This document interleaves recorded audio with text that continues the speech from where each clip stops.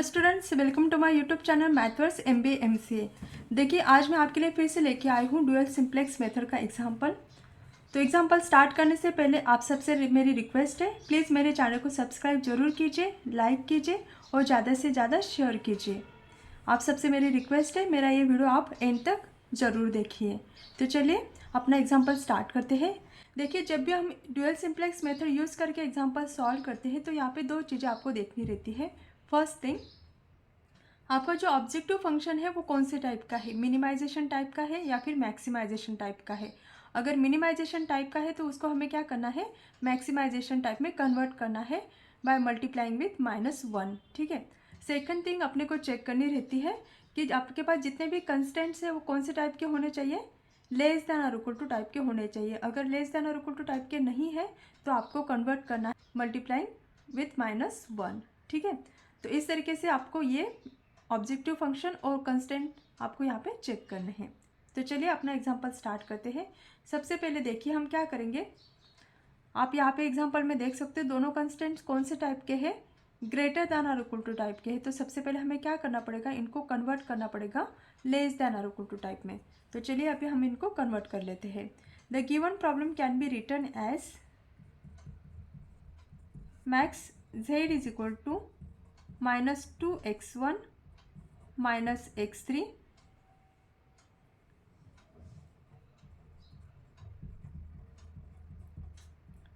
Subject to, यहाँ पे देखिए कौन से टाइप का है, ग्रेटर देन और इक्वल टू। यहाँ पे हम क्या करेंगे, -1 से मल्टीप्लाई करेंगे। तो ये कैसे हो जाएगा, -x1 -x2 plus x3 less than और इक्वल टू कितना, -5। ठीक है। देखिए ये सेकंड वाला भी ग्रेटर देन और इक्वल टू टाइप का, तो यहाँ पे कैसे हो जाएगा, -x1 plus 2x2 minus 4x3 less than और इक्वल टू -8। ठीक है।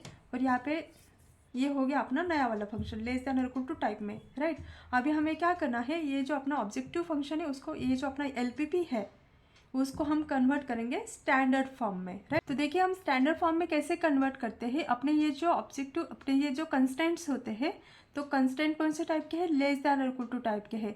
तो लेस देन और इक्वल टू टाइप कंस्टेंट में हम क्या करते हैं, स्लैक वेरिएबल्स को ऐड करते हैं, राइट। तो देखिए अपना ये जो ऑब्जेक्टिव फंक्शन रहेगा उसको हम कैसे लिख सकते हैं, max of z is equal to -2x1 -x3 subject to. अभी हम क्या करेंगे, इनको यहाँ पे स्लैक वेरिएबल ऐड करेंगे और जो इनइक्वालिटी साइन है उसको कन्वर्ट करेंगे इक्वालिटी साइन में। तो देखिए कैसे हो जाएगा, -x1 -x2 plus x3 plus s1 is equal to कितना आएगा, -5। ये कैसे हो जाएगा, -x1 plus 2x2 plus 4x3 plus s2 is equal to कितना आ जाएगा, -8। तो इस तरीके से हमने इसको कन्वर्ट कर लिया है स्टैंडर्ड फॉर्म में। देखिए यहाँ पे क्या होता है, ये जो स्लैक वेरिएबल हमने ऐड किए हैं वो हमें ऑब्जेक्टिव फंक्शन में भी ऐड करना है विथ 0 कोएफिशिएंट। तो ये देखिए कैसे हो जाएगा, +0s1 +0s2, राइट। अभी उसके बाद में हमें क्या निकालना है, इनिशियल बेसिक फिजिबल सॉल्यूशन निकालना है। तो देखिए इनिशियल बेसिक फिजिबल सॉल्यूशन हम कैसे करते हैं, put x1 is equal to x2 is equal to x3 की वैल्यू क्या पुट करना है, 0 पुट करना है। तो देखिए हमें क्या मिल जाएगा, वी गेट फर्स्ट इसमें देखिए s1 इज इक्वल टू आ जाएगा -5 और s2 कितना आ जाएगा, -8। तो इस तरीके से ये आ गया अपना इनिशियल बेसिक फिजिबल सॉल्यूशन। ठीक है।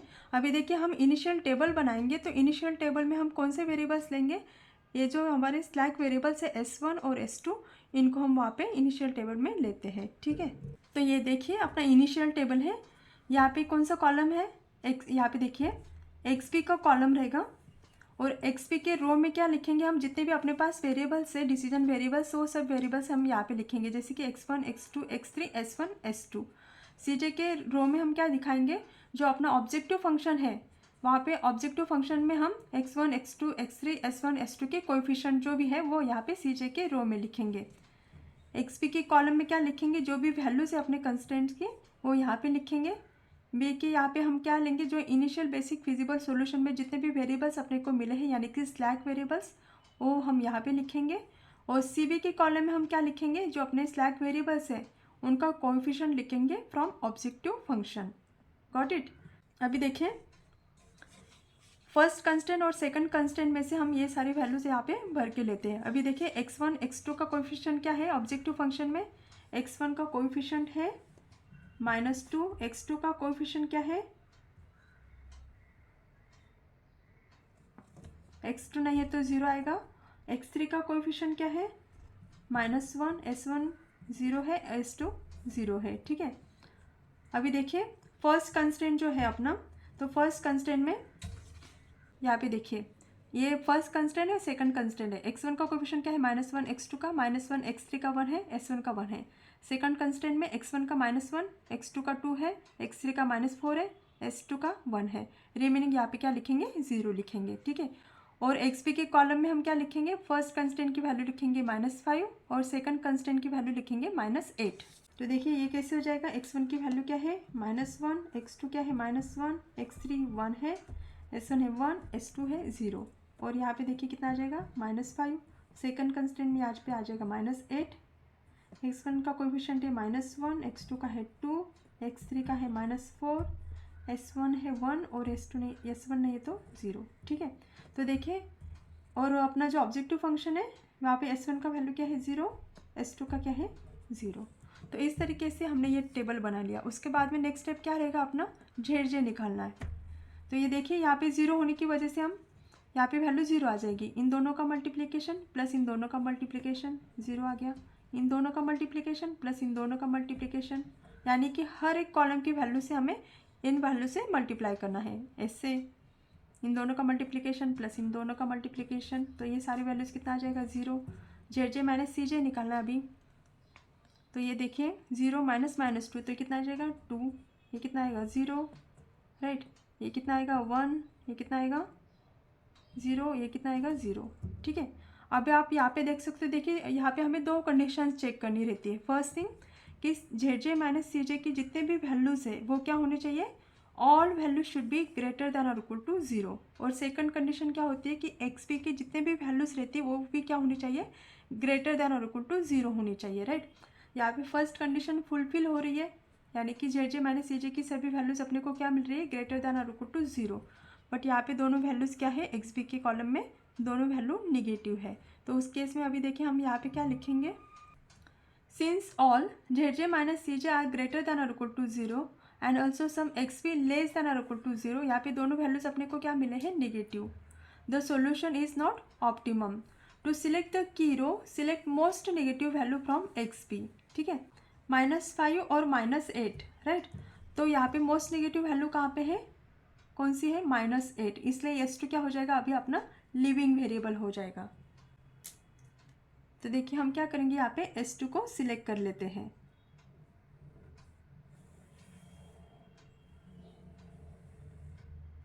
ये हो गया अपना leaving variable, right.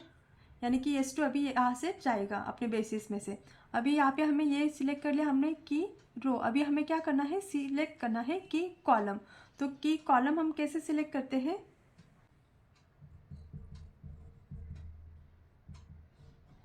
Max of Z J minus C J divided by key row कौन सा अपना s2, और s2 की वैल्यू क्या होनी चाहिए, लेस देन 0 होनी चाहिए। यहाँ पे देखिए अपना कंडीशन क्या होता है कि s2 की वैल्यू क्या होनी चाहिए, नेगेटिव होनी चाहिए। तो यहाँ पे देखिए फर्स्ट में कैसे लिखेंगे हम, 2 डिवाइडेड बाय -1।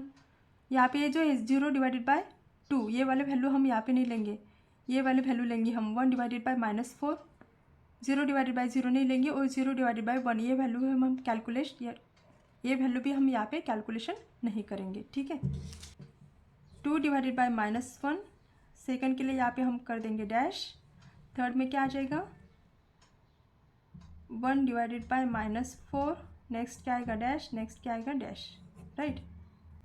तो ये देखिए मैक्स ऑफ -2 आ जाएगा डैश, -1/4 डैश डैश, राइट।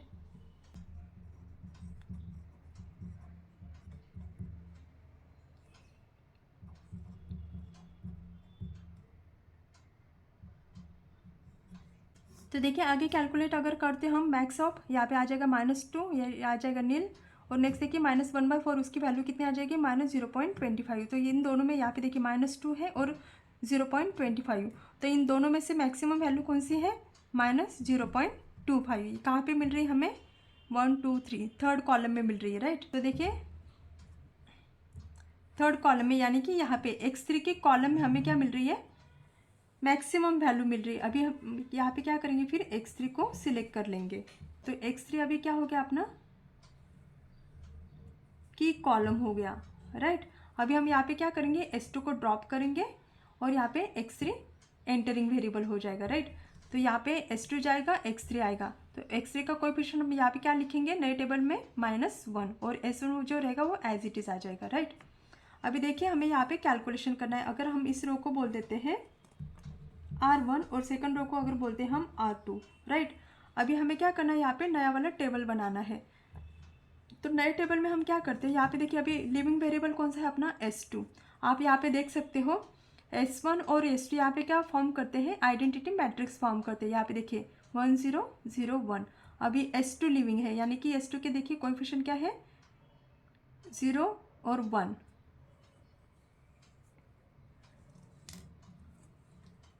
यहाँ पे देखिए S2 की वैल्यूज़ क्या है 0 और 1। तो यहाँ पे भी देखिए नए वाले वैल्यूज़ अपने को क्या लाना है -4 की जगह पे क्या लाना पड़ेगा, अभी 1 लाना पड़ेगा, और 1 की जगह पे क्या लाना पड़ेगा 0 लाना पड़ेगा, ठीक है। तो इस तरीके से हमें यहाँ पे ऑपरेशंस परफॉर्म करने हैं। तो देखिए यहाँ पे जो नया वाला टेबल बनेगा तो वहाँ पे हम इस रो को बोलेंगे R2 डैश। तो R2 डैश की वैल्यूज़ हम कैसे बनाएंगे, सो दैट हमें यहाँ पे 1 मिल जाए। अगर देखिए यहाँ पे हम -4 से डिवाइड कर देते हैं तो ये यहाँ पे हमें कौन सी वैल्यू मिल जाएगी 1 मिल जाएगी, राइट। तो कैसे कैलकुलेट करेंगे हम, देखिए R2 dash is equal to R2 divided by -4, ठीक है। और यहाँ पे देखिए यहाँ पे कैलकुलेशन के बाद यहाँ पे 1 मिल जाएगा और यहाँ पे 1 है, तो यहाँ पे 0 लाने के लिए हमें क्या ऑपरेशन परफॉर्म करना पड़ेगा, R1 dash is equal to R1 minus R2 dash. तो यहाँ पे हमें क्या मिल जाएगा 0 मिल जाएगा। तो देखिए कैसे निकालेंगे, R2 dash is equal to R2 divided by -4। अभी R2 की ओल्ड वैल्यूज अपने पास क्या क्या है -8 -1 2 -4 0 और 1। उसको हम डिवाइड करेंगे -4 से,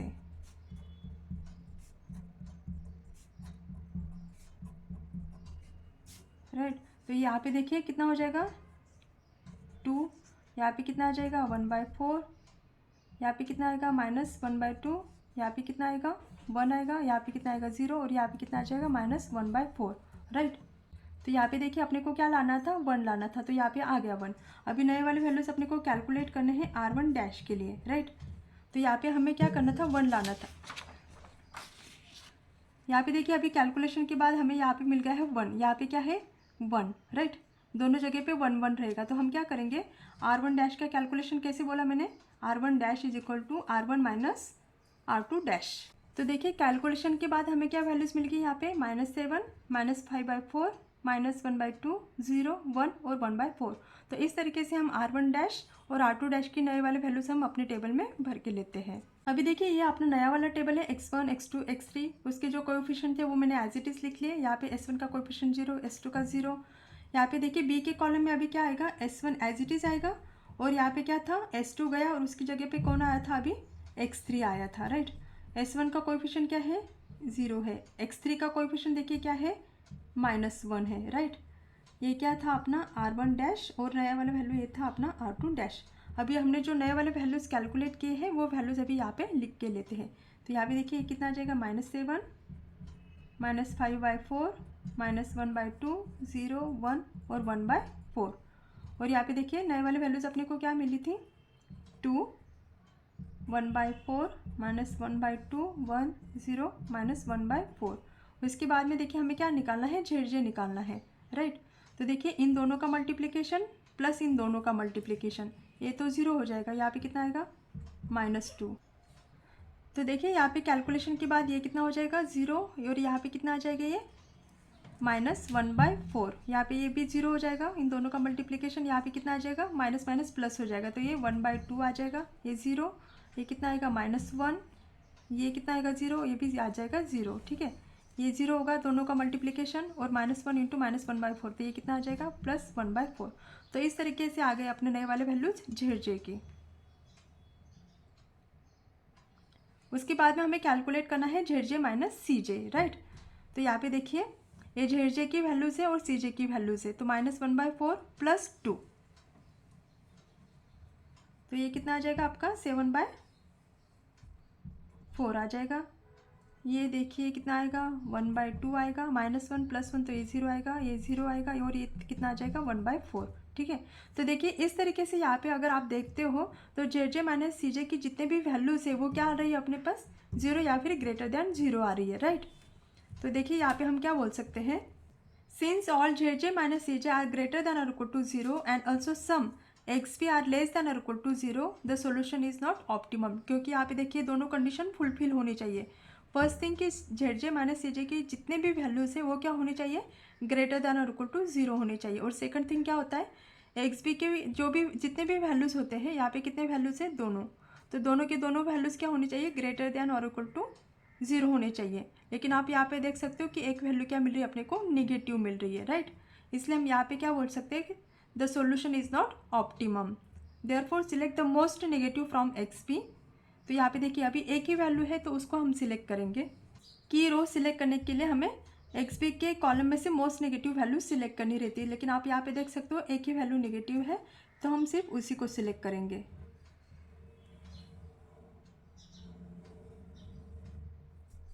ठीक है। तो ये हो गया अपना की रो हो गया, राइट।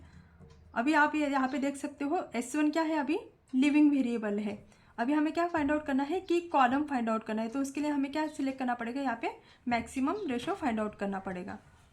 तो हम कैसे करेंगे, XP के कॉलम को हम डिवाइड करेंगे S1 के वैल्यूज से, और S1 की वैल्यू क्या होनी चाहिए, यहाँ पे नेगेटिव होनी चाहिए। तो आप यहाँ पे देख सकते हो ये तीनों वैल्यूज़ क्या है नेगेटिव है, ये रिमेनिंग 3 वैल्यूज़ क्या है 0 या फिर पॉजिटिव है। तो लास्ट के 3 वैल्यूज़ को हम यहाँ पे कैलकुलेशन नहीं करेंगे, ठीक है। To select the key column maximum of ZJ minus CJ divided by S1, और S1 क्या होना चाहिए <0। तो देखिए फर्स्ट वैल्यू 7/4 डिवाइडेड बाय -5/4, ठीक है। सेकंड देखिए 1/2 डिवाइडेड बाय -1/2, और लास्ट के तीनों वैल्यूज में क्या है S1 >0, तो वहाँ पे हम कैलकुलेशन नहीं करेंगे। तो मैं क्या कर देती हूँ तीनों जगह पे यहाँ पे डैश कर देती हूँ, ठीक है।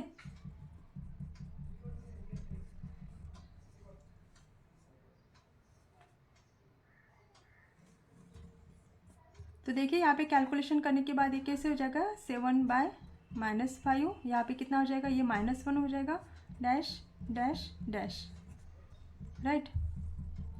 तो मैक्सिमम ऑफ -7/5 और -1, तो देखिए दोनों में से मैक्सिमम वैल्यू कौन सी है अपनी, मैक्स वैल्यू कौन सी आ गई अपनी -1। तो कौन से कॉलम में आ रही है मैक्सिमम वैल्यू अपनी, देखिए सेकंड वैल्यू आ रही है ना, यानी कि यहाँ पे देखिए सेकंड यहाँ पे कैलकुलेशन किया था, यानी कि x2 का कॉलम आ रहा है, that is x2 column, right. तो x2 क्या हो गया अपना अभी एंटरिंग वेरिएबल हो गया। तो देखिए यहाँ पे क्या हो गया x2 अभी क्या हो गया अपना एंटरिंग वेरिएबल हो गया, और S1 क्या हो गया लिविंग वेरिएबल हो गया। तो मैं अभी क्या करती हूँ यहाँ पे x2 को सिलेक्ट कर लेती हूँ, राइट। तो S1 हो गया लिविंग और x2 हो गया अपना एंटरिंग वेरिएबल। अभी देखिए कि एलिमेंट की वैल्यू क्या है अपने पास -1/2।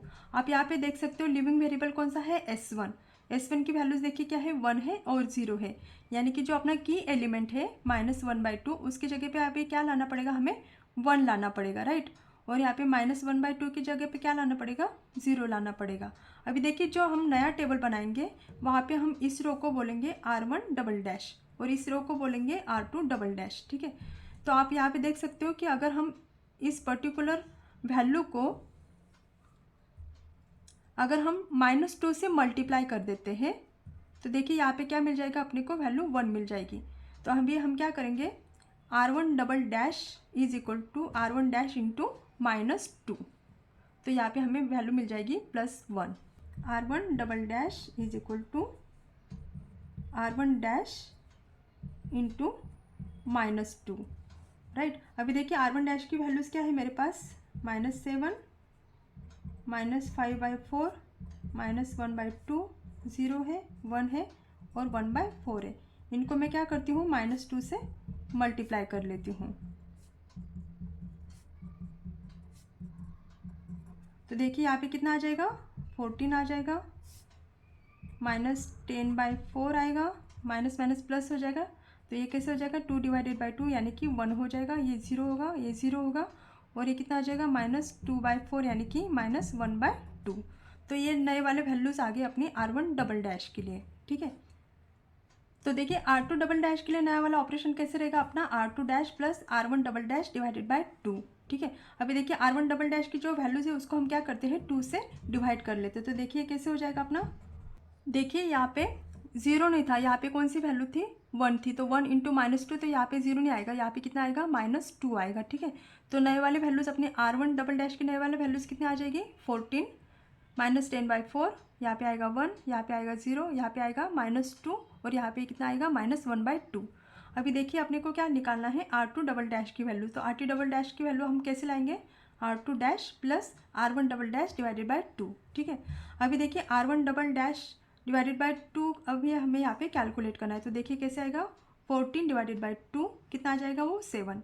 नेक्स्ट देखिए -10/4 डिवाइडेड बाय 2 तो कितना आ जाएगा, 5/4। नेक्स्ट देखिए 1 डिवाइडेड बाय 2 तो 1/2 आ जाएगा। यहाँ पे देखिए 0 डिवाइडेड बाय 2 यानी कि 0 आएगा। नेक्स्ट देखिए -2 है, तो -2 को हमें क्या करना है, -2 को डिवाइड करना है 2 से, तो ये कितना हो जाएगा, ये कितना आ जाएगा आपका, -1 आएगा, ठीक है। नेक्स्ट देखिए -1/2 डिवाइडेड बाय 2 तो ये कितना आ जाएगा, -1/4। तो इस तरीके से अपने को यहाँ पे मिल गई values R1 double dash divided by 2। अभी हमें क्या करना है, इसको हमें ऐड करना है R2 डैश में। R2 double dash is equal to R2 dash plus R1 double dash divided by 2। अभी R2 डैश की नई वाली वैल्यूज़ क्या है अपने पास,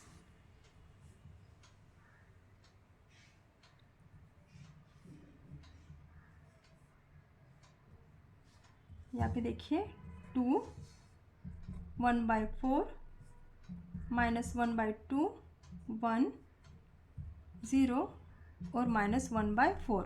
और इसमें क्या हम ऐड करेंगे, नए जो कैलकुलेशन क्या है ये वैल्यूज़ हम यहाँ पे अभी ऐड करेंगे। देखिए कैलकुलेशन करने के बाद हमें यहाँ पे क्या वैल्यूज़ मिल गई, 9, 3/2, 0, 1, -1 और -1/2। अभी ये वाले नए वैल्यूज़ हम क्या करेंगे, अपने नए वाले टेबल में पुट करके लेते हैं। तो देखिए अपना टेबल कैसे बनेगा, अभी यहाँ पे देखिए S1 की जगह पे अभी कौन वेरिएबल आएगा, x2 आएगा और x2 का कोएफिशिएंट देखिए क्या आ जाएगा, 0 आएगा, ठीक है। तो यहाँ पे देखिए ये अपना सेकंड इटरेशन वाला टेबल है, x1, x2, x3, यहाँ पे उनका कोएफिशिएंट लिखा मैंने ऑब्जेक्टिव फंक्शन से। यहाँ पे S1 की जगह पे आ गया x2, उसका कोएफिशिएंट क्या है, 0 है और x3 का कोएफिशिएंट देखिए क्या है, -1 है। अभी ये क्या था अपना R1 डबल डैश और ये आ गया था अपना R2 डबल डैश। तो नए वाले वैल्यूज़ देखिए R1 डबल डैश की क्या आ गई थी, तो देखिए इस तरीके से आ गई अपनी R1 डबल डैश की वैल्यूज़ और यहाँ पे पुट की हमने R2 डबल डैश की वैल्यूज़। उसके बाद में हमें क्या निकालना है, ZJ निकालना है, राइट। तो देखिए इसका मल्टीप्लिकेशन प्लस इसका मल्टीप्लिकेशन, यहाँ पे कितना आ गया, -9, ये देखिए 0 आएगा, ये कितना आएगा,